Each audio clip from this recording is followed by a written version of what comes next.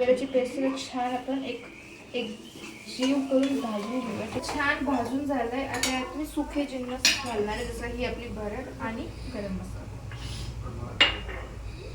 चवीपुरतं मीठ मी थोडं कमीच घालणार पहिल्यापेक्षा, कारण आपण ते मध्ये पण घातलेलं आहे ऑलरेडी. सगळं छान एकजीव करून घेऊया आपण. आता तुम्ही अर्धा लिंबाचा रस टाकत आहे. त्यात ॲक्च्युअलमध्ये ना आमचूर पावडर ॲड करतो, पण ती माझ्याकडे नाही आहे, काही हरकत नाही. अगदी आम्हाला असं खुसखुशीतचा सुवास यायला लागला आहे मस्त. हे जिन्नस जे रेडी आहे ते मी ताटात काढून ठेवणार थंड होण्यास. त्याला मी थंड होतं आणि हे बघू शकता अगदी नॉनस्टिकी बॅटर झाले, म्हणजे छान ते अर्धा तास झालेला आहे. अंडा छान असा आपला मुरलेला आहे. इथं मी तेल जे आहे ते प्रीहीट व्हायला ठेवलेलं आहे. तोपर्यंत आपण कचोरी बनवून घेऊया. तर आपलं जे डो आहे त्याचा एक छोटासा असा गोळा घ्यायचा आहे. छोटासा गोळा आहे तो छान एकजीव करून घ्यायचा आहे.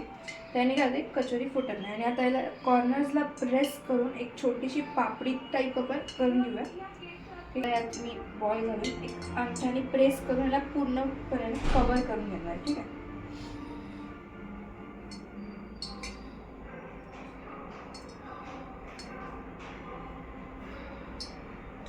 अलगद असं पीठ आपण लावून घेऊया आणि पुरणपोळीसारखं अलगदच्या हाताने आता थोडीशी वेगळी बघू शकता.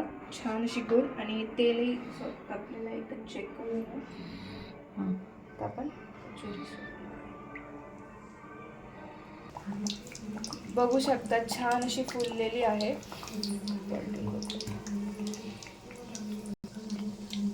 खाली पण मी बघू शकशाल छान असा सोनेरी रंग आलेला आहे, अगदी असं छान गोल्डनचा.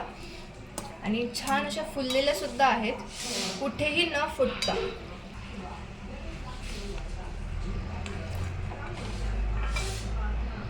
आपली छान खुसखुशीत कचोरी रेडी झालेली आहे. मी तुम्हाला फोडून दाखवते. बघू शकता छान क्रंच, सॉफ्टनेस आणि पापड्या आतून बघा तुम्ही किती छान असं एकदम खूप भारी झालेली आहे. खूपच सुंदर. तर तुम्ही ही रेसिपी ट्राय करा, खात राहा, हसत राहा. बाय.